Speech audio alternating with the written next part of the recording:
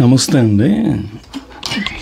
తెలుగులో రికార్డ్ చేస్తున్నాను. అదేంటంటే నేను ట్విట్టర్ ఎక్స్ అంటాం కదా, అందులో ఆర్జీవి గారిని ఫాలో అవుతాము. పెళ్లి చేసుకునే వాళ్ళు మూర్ఖులు అని ఒకటి పెట్టారు. ఫ్రైడే కదా ఈవినింగ్ అని నేను చూసాను 40 minutes వీడియో. నేను ఫ్యూ పాయింట్స్ రాశాను అనమాట. నా రివ్యూస్ రికార్డ్ చేస్తున్నాను అందు మీద. అదేంటంటే మ్యారేజ్ స్వప్న గారు కూడా బాగా క్వశ్చన్స్ అడుగుతారండి. ఈయన్ని బాగా ఇంటర్వ్యూ చేయగలిగేది ఆవిడ ఒక్కరే అని అనిపిస్తుంది నాకు. ఇన్స్టిట్యూషన్ నేను తప్పు పట్టట్లేదు, బట్ ఇన్స్టిట్యూషన్ పీపుల్ అవేర్నెస్ ఉండాలి. యాక్చువల్గా ఈయనకి పెళ్ళి అయిపోయింది, మనకి పెళ్ళి అయిపోయింది కదా. పెళ్ళి చేసుకున్న వాళ్ళు మూర్ఖులు అని అన్నారంటే ఎక్స్పీరియన్స్ ఉంది కాబట్టి చెప్తున్నాడు. పీపుల్ తర్వాత ఏదో రాశారు, ఇప్పుడు క్లాసు ప్రాబ్లమ్స్ ఏదో రాసుకున్నా, హ్యాండ్ రైటింగ్ నాకే అర్థం కావట్లా. పెళ్ళి ఇప్పుడు అంబానీ ఎగ్జాంపుల్ కూడా ఇస్తే వాళ్ళ కోడళ్ళును కొడుకును ఎలా ఉన్నారు బెడ్రూమ్లో అనేది ఇంపార్టెంట్. బయట ఏముంది, అదంతా షో ఆఫ్ ఈవెంట్ అది అని. దానికి ముందు కొన్ని ఎగ్జాంపుల్స్ చెప్పారు. గడపకి పసుపు రంగు రాస్తారు, దానికి బ్యాక్టీరియా చచ్చిపోతాయి అంటారు, కానీ దేవుడు అని ఎందుకు చెప్తారు? అదే ఒరిజినల్ సైంటిఫిక్ రీజనే చెప్పచ్చు కదా. ఇలా సూపర్ స్టిషియస్గా ఎందుకుంటారు, సైంటిఫిక్గా ఎందుకుంటారు, ఇలాంటి డిస్కషన్ బాగుంది. తర్వాత స్లీపింగ్ డైవర్స్ అంటే అది కూడా చెప్పారు. ఇన్స్టిట్యూషన్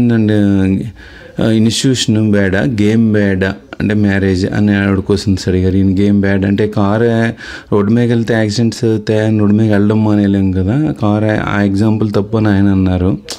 కారు అదే ఇదంటే రోడ్డు మీద వెళ్తే యాక్సిడెంట్స్ అవుతాయని కార్ డ్రైవింగ్ మానేస్తారా? ఇలా మా రవి గారు కూడా అప్పుడప్పుడు ఇదే ఎగ్జాంపుల్ కోట్ చేస్తుంటారు. అదంతా రాంగ్ అన్నారు ఈయన, రాంగ్ ఎగ్జాంపుల్ అని.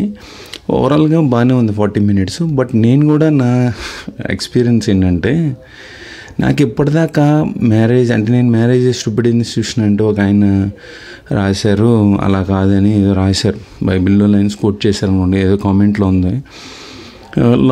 లవ్ అయినా అరేంజ్ అయినా ఇదే ఉంటుంది, డిస్కవర్ చేస్తారు ఆఫ్టర్ మ్యారేజ్, అంతా డ్రామా. లవ్ అంటే ఫాల్స్ ఇమోషన్ అండి, ఇన్ఫెక్చుయేషన్ వాట్ ఎవర్. 16 ఏళ్ళప్పుడు నేను ఒక అమ్మాయిని చూసాను అనుకోండి, ఒక లైక్ ఫీలింగ్ ఉంటుంది. 32 years అప్పుడు చూస్తే ఒక ఫీలింగ్ ఉంటుంది, 42 years అప్పుడు చూస్తే ఒక ఫీలింగ్ ఉంటుంది.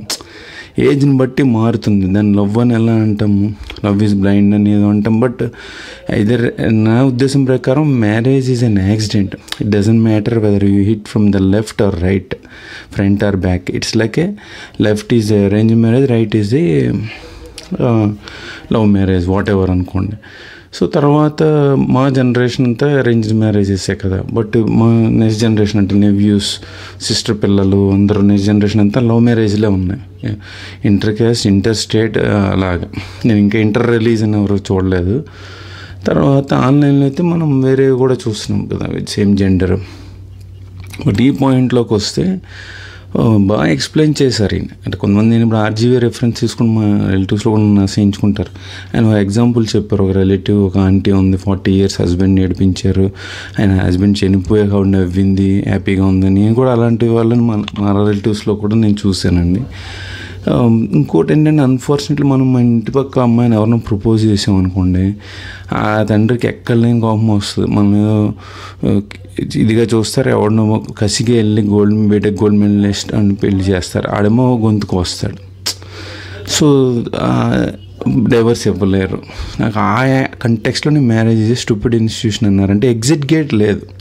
కర్మ సిద్ధాంతం వస్తుంది. నేను బయటకు వస్తే ఇండియాలో అందరం మానభంగం చేస్తారు, ఇంట్లో ఉంటే మొగుడు కూడా చేస్తారు, మ్యారిటల్ రేప్ అండ్ క్రైమ్ కూడా తెలియదు కదా మనకి. సో అలాగే కర్మ సిద్ధాంతం అడ్జస్ట్ అయిపోయి ఉంటారు. సో ఇప్పుడు మనం ఆయన భలే కోట్ చేస్తారు. ఇప్పుడు మీరు నేను మాట్లాడుతున్నామండి, మనం ఫ్రెండ్స్ బోర్ కొడితే వెళ్ళిపోతారు, మీకు ఇంకా వర్క్ ఉంటే వెళ్ళిపోతారు. అదే ఒక ఇన్స్టిట్యూషన్ పెట్టి ఫోర్స్ చేసి ఇద్దరిని ఒకే రూమ్లో ఉండమన్నా, ఒకే ఇంట్లో ఉండమన్నా ఉండలేం కదా. అది ఎక్స్ప్లెయిన్ చేశాడు ఆయన. చూడండి, బాగుంది. ధన్యవాదాలు. మిగతా పాయింట్స్ గుర్తొస్తే మళ్ళీ చెప్దాం. అంటే పెళ్ళి కాని వాళ్ళకి ఉపయోగపడుద్ది. అంటే చేసుకున్న వాళ్ళు మూర్ఖులు అంటే చేసుకున్న వాళ్ళు ఎవరు? వాజ్పేయి గారు, ఎల్కే అద్వానీ గారు, మదర్ తెరెసా, ఇలా కొంతమంది ఉంటారు ఫింగర్స్ మీద కదా. Good luck.